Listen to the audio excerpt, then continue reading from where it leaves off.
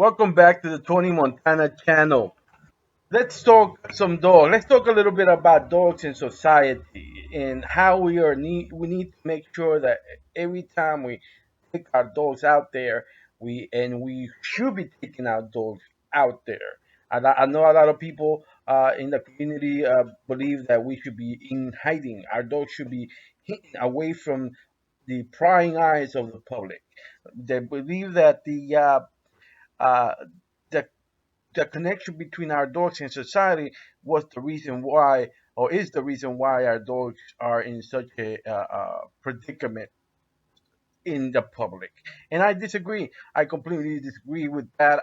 I believe that that is the issues we have in society with our dogs. The notion that our dogs are dangerous to society, to society, to that believe that these dogs are dangerous to people uh, is part due to irresponsible ownership, also part because of mislabeling of the dogs that actually do the crime.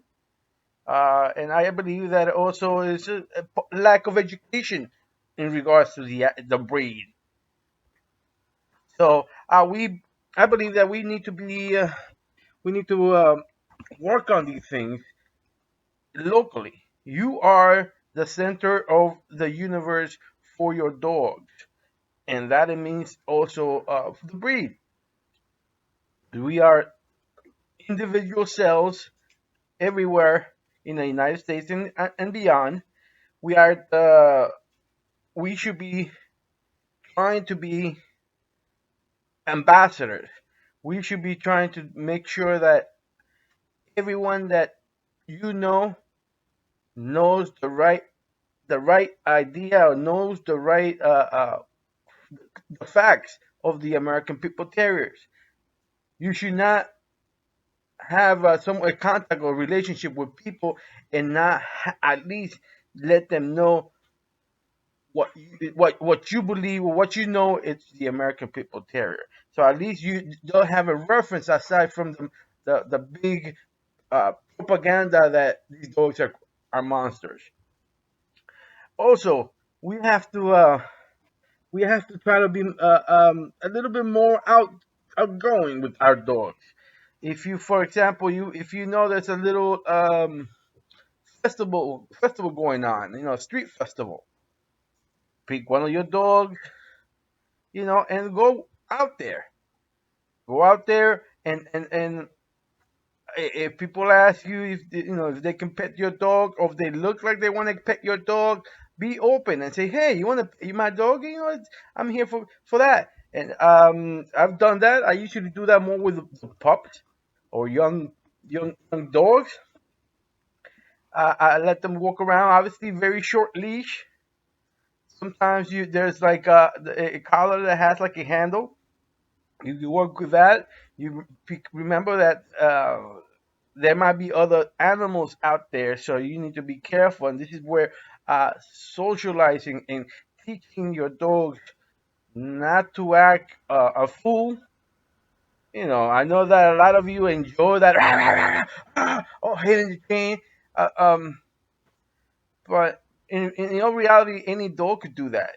It doesn't make him any better because he does that. And I personally teach my dogs that that barking isn't what I want him to do. So many of them just stare at whatever they would normally be barking at or hitting the chain to go get. The go get part, a lot of times I have to continue to remind them, hey, this way, come on, this way, come on, let's go. So they'll be like I am redirecting their attention with my voice.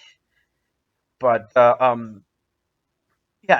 it is important that the people people learn to touch them. Especially, I mean, I know there's bloodlines that end up with nicer looking dogs, prettier dogs, like the one I have. Obviously, my bloodline, people think that a red nose is a pretty dog because they even have red eyes. So It's like, oh, it's a pretty, such a pretty color, so they are attracted to this.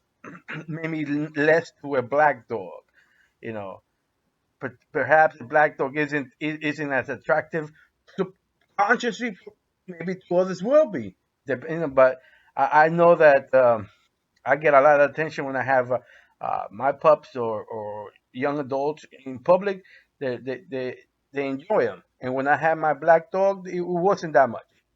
So uh, that is just, I guess, the subconscious of black and white being good and bad. It's just such a silly notion, but subconsciously, perhaps that still drives people. But it's again, so dumb way of thinking.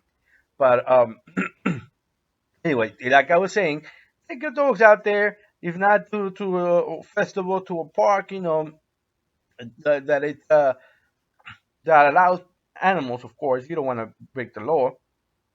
So, uh, hold on, give me a moment. Let me drink something. My throat is parched.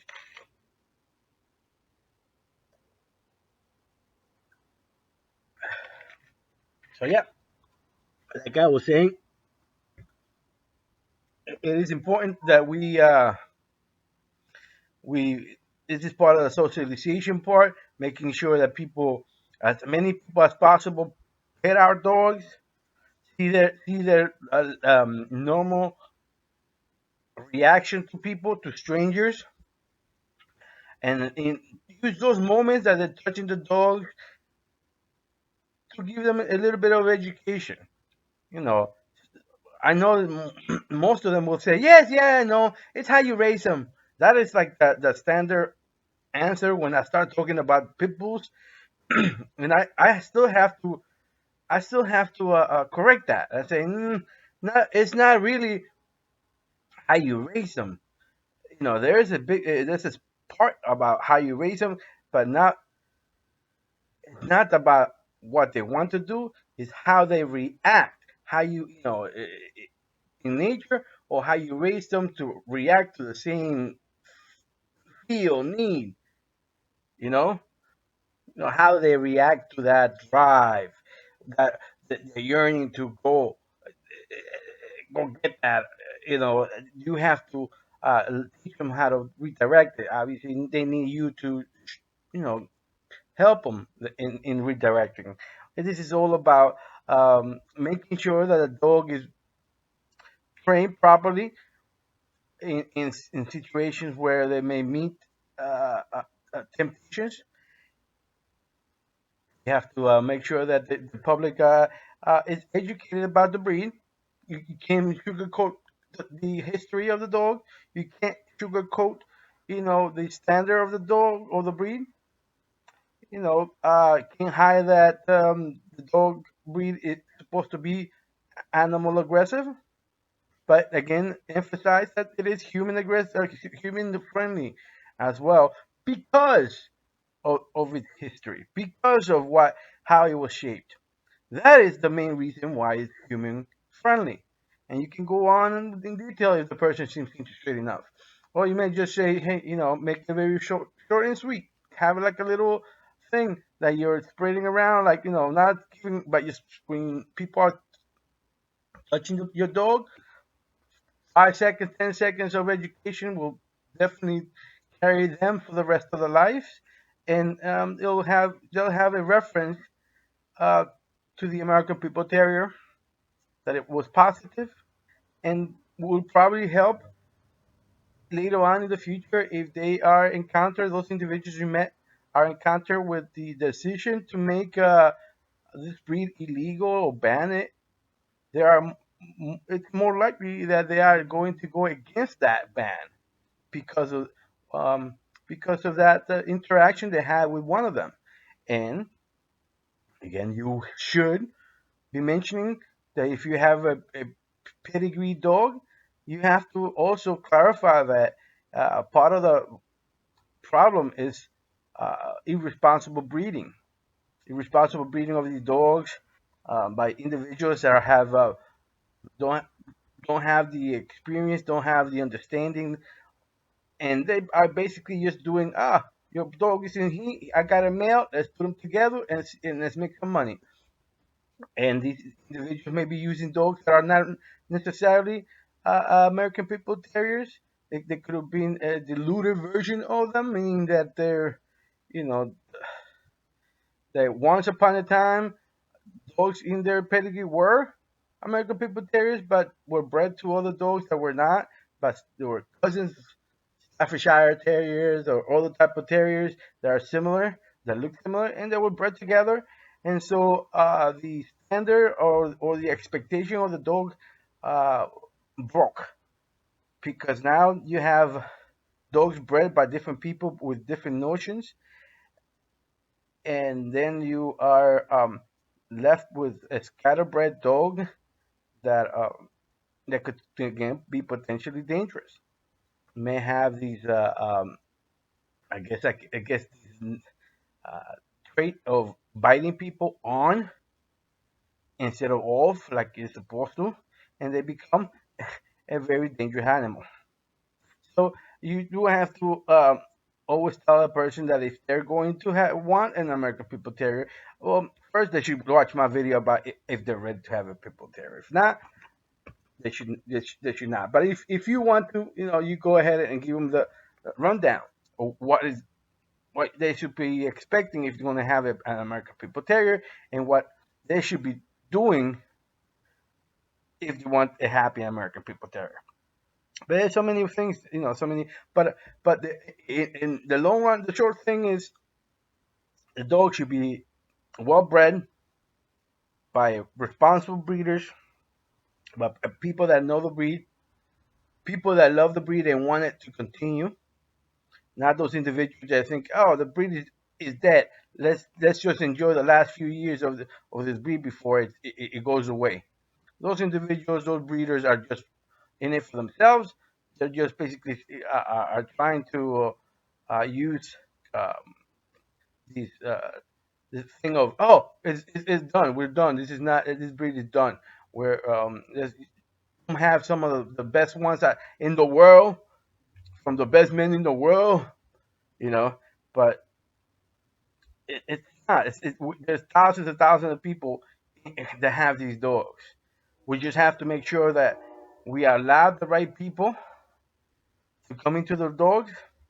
Clearly, there will be always not the right people in the dogs, but let's bombard them with good people.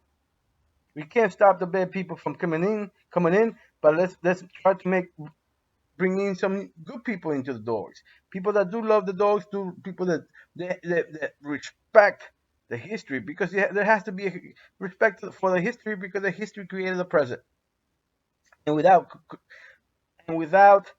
respecting the history in the present, our future is really in danger. Our future, the standard of the dog is in danger. We are people that hear and say, "Oh, this thing should be changing," you know, of the dog, such as being, "Oh, the dog should never not be animal aggressive."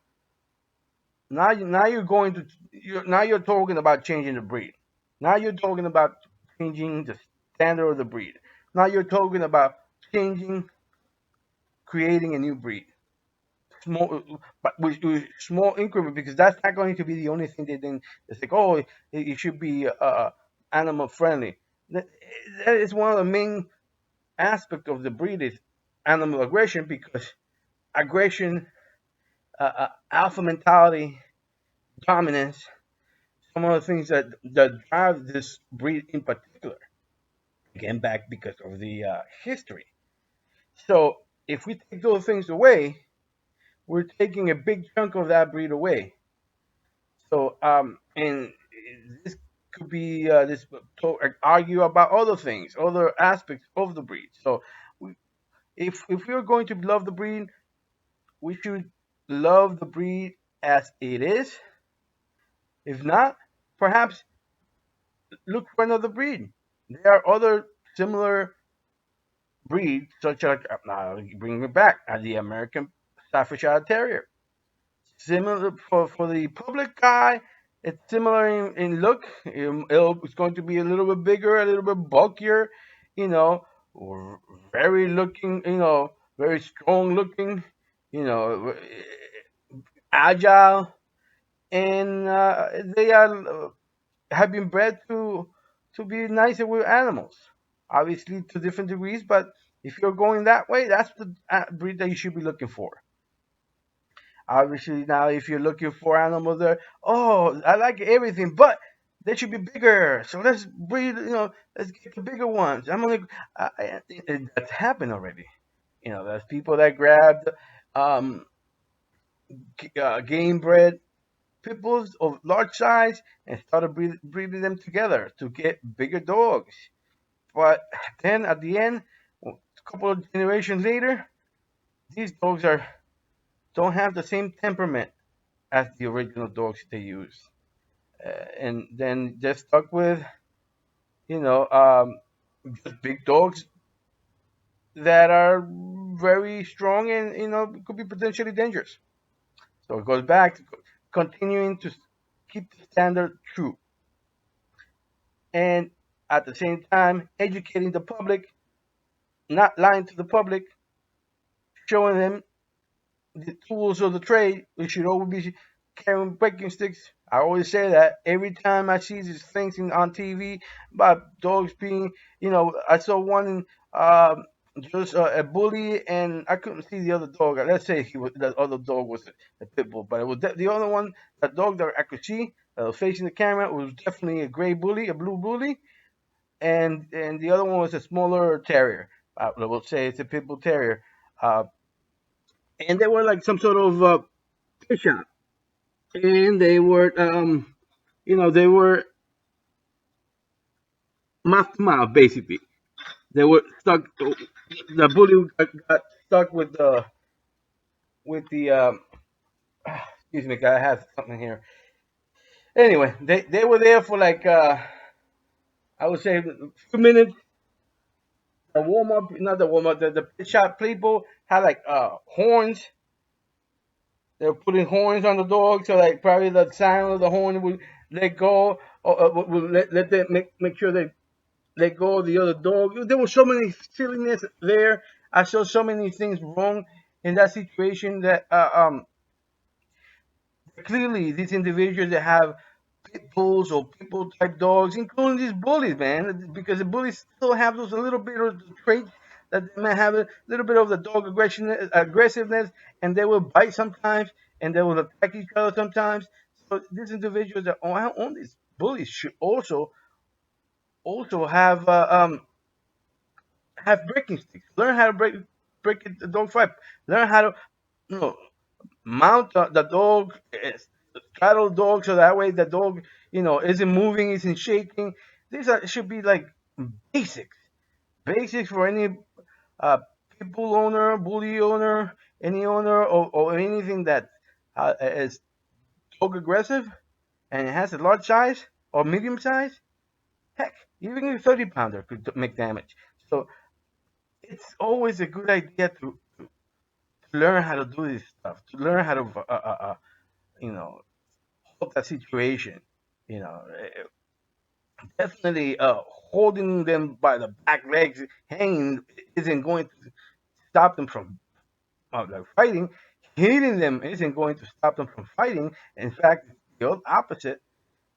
Learning how to do this, learning how to remove this, stop a fight, is actually a quickly if two individuals were responsible individuals, and this happened, and they both were holding sticks, the situation the bloody situation that happened would have been stopped in 5 seconds, and neither one of the dogs would have gotten injured much. Probably obviously because you bite, you might get a little couple of like flesh wounds that you can just clean it up and let it heal by itself. All about being responsible owners, and being responsible owners and educating the the public. And a lot of times, you can do both at the same time. That situation, boom, boom, boom, boom. People will say, "Wow, wow! I thought it was going to be a horrible situation, but look how quickly What was that you used? And that's when you start educating. Oh, this is a stick that everybody should be using. Blah blah blah. And that will be something that other people will tell other people. And this is the way you educate people about the breed, not about you know the nanny dog. Because then I understand they're very good people. They're very loving with people, but people that are attacking the breed use this against us. Oh, look at the nanny dog. Ha ha ha.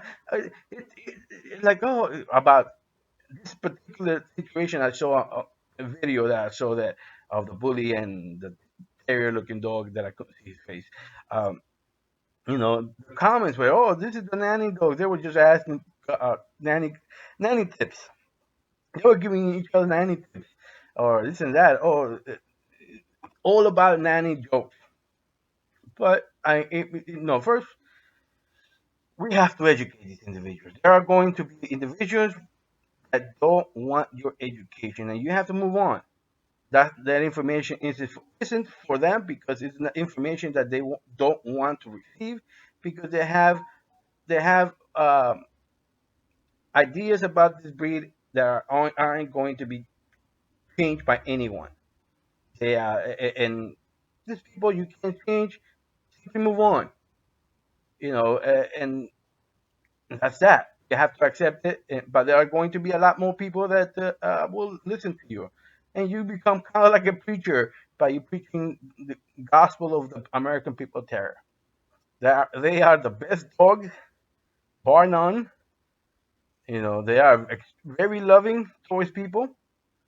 They are even more loving towards people. If you love them, if you raise them with love, they will become more better level-minded dogs. They are more receptive if you love them in the proper way. Don't love them too much that you become or you are deemed submissive.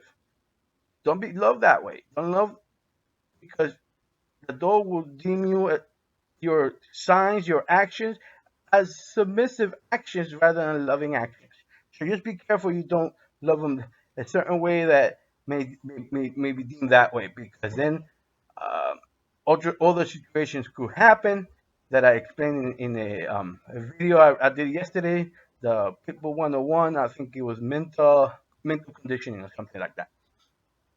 And that's in that one I mentioned the concerns that it can be very dangerous if you love them the wrong way because it may trigger different type of reactions from the dog. But anyway, I think I've spoken too much about this or rambled too much about it. Perhaps I didn't cover all the things I meant to cover at the beginning. But that's how it is when it's recording when you're talking. Sometimes you forget them, especially if you don't have any notes on. I didn't write any notes, any bullets, so I won't forget to mention anything. But perhaps I'll do another video if I do remember and there enough of those things. I can just do a part two of this and just add whatever I forgot. But anyway, I hope you enjoy this content. I'm not sure which way to go, so I'm just sending different type of topics here and there, so that people in general, people that love the breed, people that are into the breed, can enjoy listening to another guy that enjoys it, loves the breed, and handles the breed every day. So I thank you again for your time. This is Tony Montana. Until next time.